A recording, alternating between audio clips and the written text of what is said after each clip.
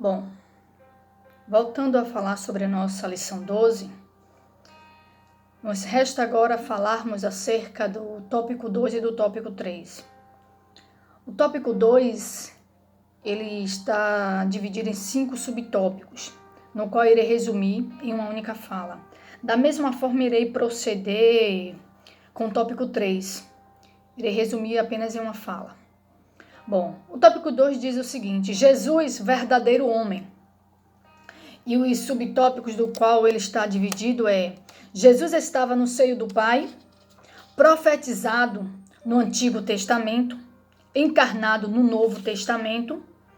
No 4 vai dizer: Jesus nasceu na plenitude dos tempos. E no 5, em Israel, Jesus é apresentado ao mundo.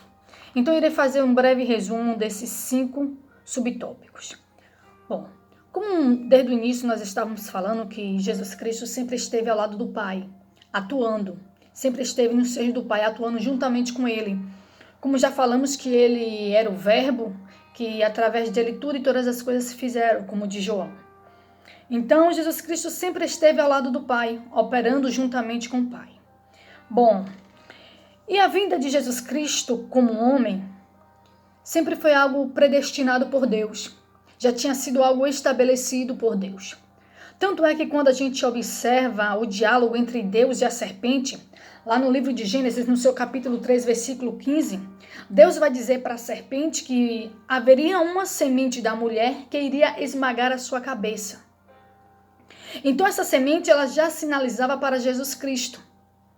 E a profecia sobre a vinda de Cristo encarnado não parou por aí. E a gente conhece muito bem as passagens do livro de Isaías, do profeta Isaías. Ele, como nenhum outro, descreveu a vinda do Messias. E ele vai dizer aqui no livro de Isaías, no seu capítulo 7, versículo 14, ele vai dizer que o nascimento de Jesus Cristo seria de uma forma não natural, seria uma forma incomum. E ele está aqui dizendo o seguinte, no versículo 14, portanto, o Senhor mesmo vos dará um sinal, e eis que a virgem conceberá e dará luz a um filho, e lhe chamará Emanuel. E a profecia de Isaías não para por aí. E ele vai dizer lá no capítulo 9, e o versículo 6 o seguinte, ele vai dizer que vai ser dado um menino que vai trazer alegria e paz ao mundo. E esse menino, ele será chamado Maravilhoso, Conselheiro, Deus Forte, Pai da Eternidade e Príncipe da Paz. Isaías já determinava como seria esse mensageiro, esse menino que seria enviado por Deus. E eu fico bastante maravilhada quando a gente começa a ver aqui a profundidade da profecia de Isaías para a volta de Cristo, para a encarnação de Cristo. E a gente vai perceber que até o comportamento dele, de como seria o Cristo aqui na Terra, qual era o objetivo e missão, ele vai falar aqui. No seu capítulo 42, versículo 1, em diante ele diz, eis aqui o meu servo, é o Senhor falando, Deus falando, eis aqui o meu servo, a quem sustenho, o meu escolhido, em que a minha alma se compraz, pus sobre ele o meu espírito, e ele se promulgará o direito para os gentios. Deus estava aqui mostrando que Jesus Cristo viria para cumprir a sua vontade. E ainda diz que não clamará, não gritará, não fará ouvir a sua voz na praça. Então Jesus Cristo ele vem para causar uma revolução diferente da que muitos acreditavam, muitos judeus acreditavam que o Messias enviado por Deus seria alguém que iria tirar eles das garras, da opressão do povo romano. No entanto, Deus deixou bem claro que a missão do seu servo que ele iria enviar seria diferente. Era uma transformação, seria uma mudança não social, mas uma mudança interior de dentro de cada homem. Porque era o que Deus estava preocupado. Porque a partir do momento que nós mudamos tudo de dentro da gente, nós conseguimos mudar muita coisa à nossa volta. E, como eu sempre digo, um ovo, ele, quando é quebrado de fora para dentro, a morte. Mas quando ele é quebrado de dentro para fora, a vida. Então era mais ou menos isso que Deus estava propondo para aquela nação de Israel. Era uma mudança de dentro para fora, para que eles tivessem vida e vida em abundância. Então Isaías já predestinava a vinda desse menino Messias. E Malaquias, no seu capítulo, no capítulo 4, versículo 2, também vai falar que o sol da justiça vai nascer para trazer a salvação.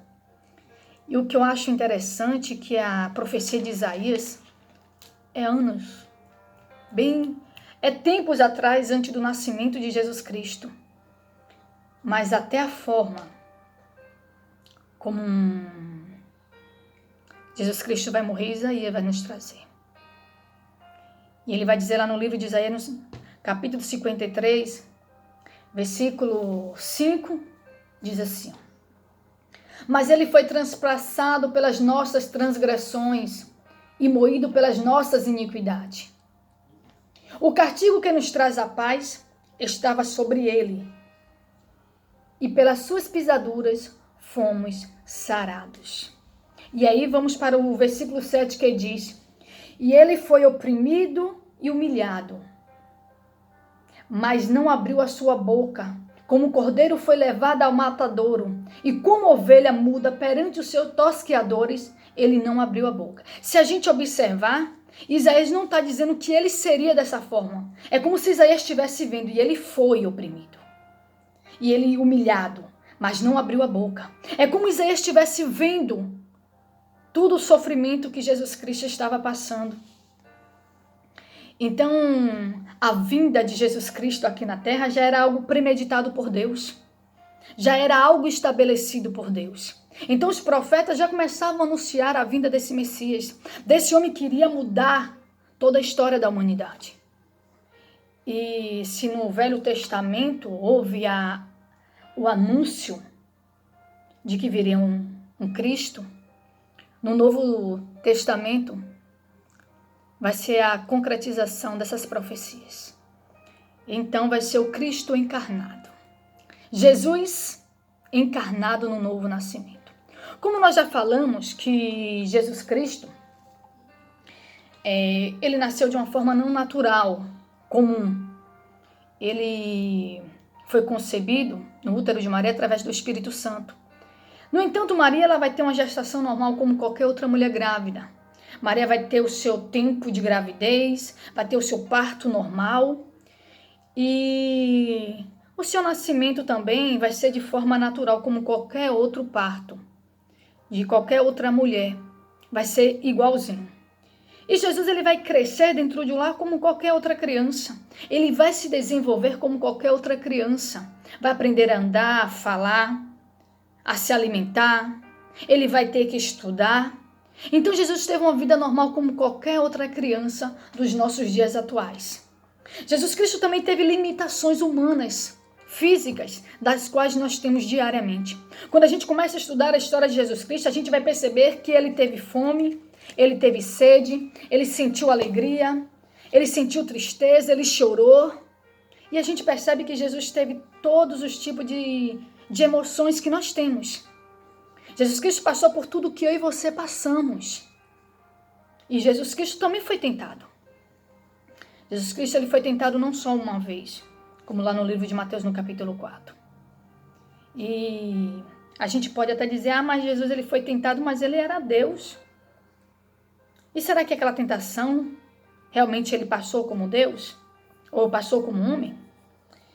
Porque Jesus ele não tinha pecado. Que é a única diferença que entre Jesus Cristo e os seres humanos, nós, é que Jesus não teve pecado, como nós temos. Como Paulo diz que existe a carne e o espírito militando dentro de nós, porque é o pecado lutando dentro de nós. Porque é por isso que nós somos tentados. Mas a Bíblia, ela vai dizer o seguinte: a gente vai dizer que Jesus ele não teve o pecado militando dentro dele, como já falei, e que Jesus não experimentou, Jesus não nasceu do pecado. Então como é que ele pode ter sido tentado dessas formas? Veja bem, Jesus não conheceu o pecado, fato. Mas então vamos voltar um pouquinho lá para o livro de Gênesis. A Bíblia também fala que Adão também não teve pecado. Adão não nasceu do pecado antes da queda. Adão não tinha pecado antes da queda. E ele não nasceu do pecado. Observe que o contexto social do que Cristo vivia é bem parecido com o nosso, cheio de corrupção, de mentiras, de trapaças, de enganação, de traições. Sempre um querendo tirar proveito do outro. Esse era o contexto que Jesus vivia e nós vivemos o mesmo contexto social. Mas e o contexto de Adão? Qual era a sociedade que Adão vivia? Um jardim criado por Deus? E só tinha ele e Eva. E ele sucumbiu à tentação. E Jesus Cristo? Não. E outro fato interessante é o seguinte. A Bíblia vai dizer aqui no 1 Coríntios, no seu capítulo 10, versículo 3, o seguinte. Não vos sobreveio tentação que não fosse humana, mas Deus é fiel e não permitirá que sejais tentado além das vossas forças. Pelo contrário, juntamente com a tentação, vos proverá livramento de sorte que a possais suportar. Então aqui está me dizendo que Deus não dá uma tentação maior daquela que a gente não possa suportar, não é isso? Então significa que as nossas tentações, ela passa por um filtro nas mãos de Deus. Então a nossa tentação, ela passa pela peneira de Deus, pelo filtro. Mas a de Jesus não. A tentação de Jesus não passou por filtro nenhum. E a gente vai perceber isso no livro de Lucas. Lucas vai descrever Jesus no Getsemane. No livro de Lucas, no seu capítulo 22, versículo 44, diz o seguinte. E estando em agonia, orava mais intensamente. E aconteceu que o seu suor se transformou como gotas de sangue caindo sobre a terra. Jesus suou e o seu suor se transformou em gota de sangue. Quando a gente começa a observar os evangelhos, todos aqueles que contaram e narraram a história de Jesus o homem, o verdadeiro homem, a gente percebe aqui que somente Lucas, ele vai descrever esse acontecimento. Que Jesus ele vai suar sangue. Mas por que Lucas? Porque Lucas era médico. E de acordo com a literatura médica, existe algo chamado hematriose. Hematriose é um momento em que um ser humano, que isso é raro de acontecer, que o ser humano, quando ele passa por um estresse físico e psicológico tão grande, que as suas glândulas sudoreias começam a transpirar sangue. Isso é comprovado pelos médicos. Então Lucas, ele entendeu o que estava acontecendo com Jesus.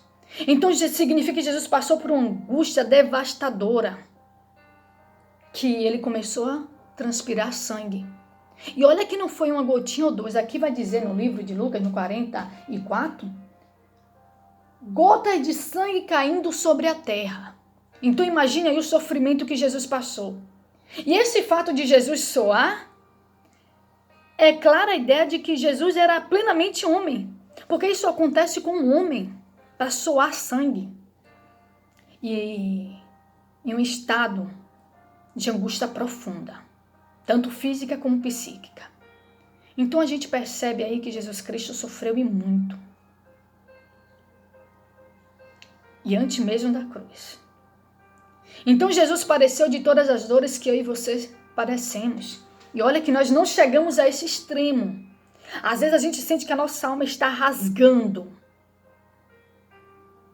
Que a nossa vida parece que está acabando. Mas em momento nenhum, eu e você transpiramos sangue. Porque a agonia de Jesus era tamanha, a angústia era tamanha, E a gente vai ver que quando ele sobe para orar com os discípulos, ele vai falar que a alma dele está angustiada. A gente vai ver isso lá no livro de Mateus, no capítulo 26. Que ele fala que a alma dele está profundamente triste e angustiada. Ele vai falar para aqueles 3 que subiu com ele um pouco mais acima, o estado que estava a alma dele. Então, significa que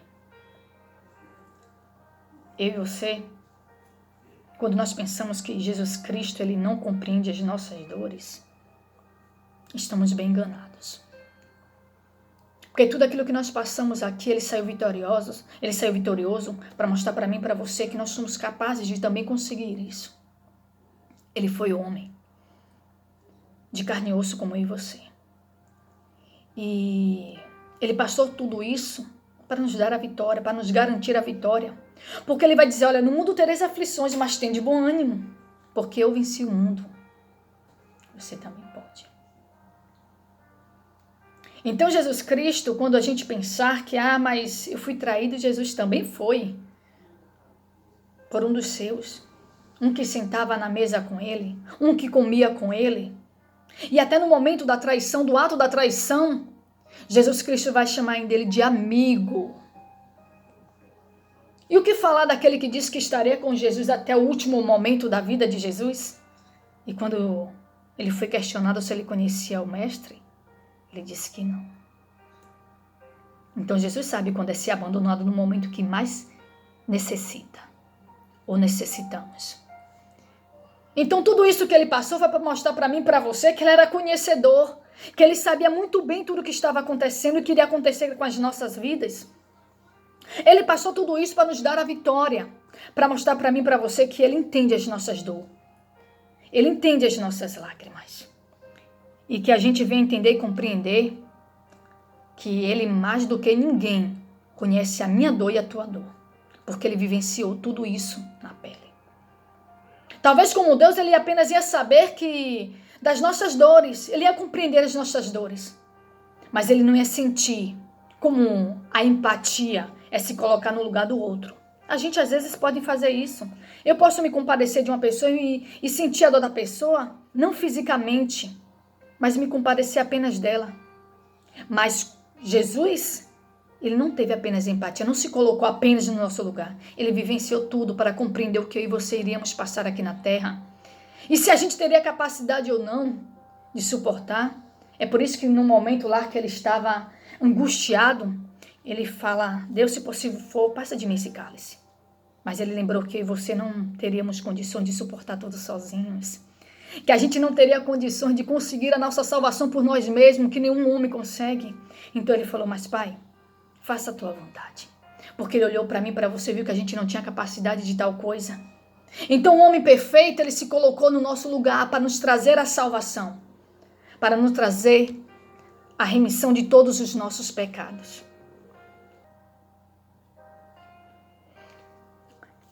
E por isso que Jesus ele vem na plenitude dos tempos. É o que Paulo vai nos dizer lá no livro de Gálatas. No seu capítulo 4, ele vai dizer assim, ó, vindo porém a plenitude do tempo, Deus enviou seu filho nascido de mulher, nascido sobre a lei, para resgatar o que estava sob a lei, a fim que recebêssemos adoção de filhos. Bom, nós sabemos que nenhum animal, ou ser angelical, ele nasce sob a lei, só apenas os seres humanos. E somente um ser humano seria capaz de cumprir a lei, observar e cumprir a lei, para poder salvar os outros.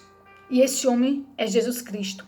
Para que eu e você pudéssemos ter o direito da salvação. Para que nós, porque todo homem, ele é culpado de transgredir a lei de Deus. Mas o homem perfeito, o homem justo, que é Jesus Cristo, ele era o único que perfeitamente podia observar, cumprir a lei e assim dar a mim e a você o direito de sairmos livre da culpabilidade do pecado. Então somente Jesus ele tinha esse poder porque ele é o único homem capaz de fazer tudo isso. E ele cumpriu perfeitamente o seu papel. E uma coisa interessante é que pelo fato de que o evangelho tinha que chegar a todos. E até isso Deus usa de estratégia a questão da expansão do evangelho. E Deus vai usar 3 grandes civilizações para tal coisa. Quando a gente começa a estudar a história, a gente vai perceber que a história está dividida em antiga, média, moderna, contemporânea e atualidade. Mas tudo começa com a antiga, onde as civilizações começam a nascer e a tomar conta de tudo. E existem 3 grandes civilizações, 2 grandes potências, vamos assim se colocar, 2 pilares da civilização humana que surgiu naquela época, que é a Antiguidade Clássica e a Antiguidade Oriental. A Antiguidade Oriental ela está dividida entre os egípcios, os mesopotâmicos e os hebreus. Já a Antiguidade Clássica, as 2 grandes dominantes eram Roma e Grécia. Se a gente for observar as entrelinhas de cada civilização, nós iremos perceber que, na sua grande maioria, nós herdamos os berços. O berço da nossa civilização depende do delas. Quando a gente começa a partir para os hebreus, nós percebemos que os hebreus são os primeiros monoteístas a abandonarem a questão de adorar vários deuses e servir apenas a um Deus. Então, quando se fala de religião, nós herdamos a questão de um único Deus dos hebreus. E quando nós começamos a falar sobre política, religião, dos grandes pensadores, a gente então tem os romanos e os gregos. E a gente começa a observar que eles foram os grandes responsáveis pela disseminação da informação. Se você estudar isso aí na história, você vai ver que principalmente o povo de Roma era responsável. Existia uma biblioteca chamada Biblioteca de Alexandria. Essa biblioteca era responsável por juntar todas as informações do mundo para salvaguardar e depois disseminar. Então essas 3 civilizações elas foram grandes responsáveis para que as nossas civilizações, a civilização, viesse conhecer a Cristo. Nós sabemos que, de acordo com as histórias, como eu já disse, eles influenciaram toda a humanidade, tanto os hebreus, como os gregos, os romanos. Então, eles foram os grandes responsáveis para hoje a nossa sociedade ser como elas são. Entendeu? Então, até isso Deus usou de estratégia e escolheu essas 3 grandes nações para comandar o mundo naquela época. E se a gente parar para observar, eles são os responsáveis por tudo que nós sabemos hoje, entendemos hoje, como eu já falei de lei, de política. Foram eles que surgiram os grandes pensadores filosóficos, que veio trazer uma visão totalmente diferente do que o mundo é. Então, a gente percebe que Galileu Galilei, ele disse que a Terra é redonda e ele foi queimado pela Igreja Católica por causa disso. E agora, pouco tempo, que a Igreja Católica veio pedir perdão por causa disso, porque achou que aquele homem estava blasfemando. Então, nós percebemos que nós temos uma hierarquia, ganhamos a questão da civilização, tudo que nós conhecemos hoje, que nós sabemos hoje, depende dessas 3 civilizações. A hebraica, a grega, a romana. Então tudo isso, como eu já disse, Deus usou de estratégia para que o evangelho pudesse chegar até a mim, até a você.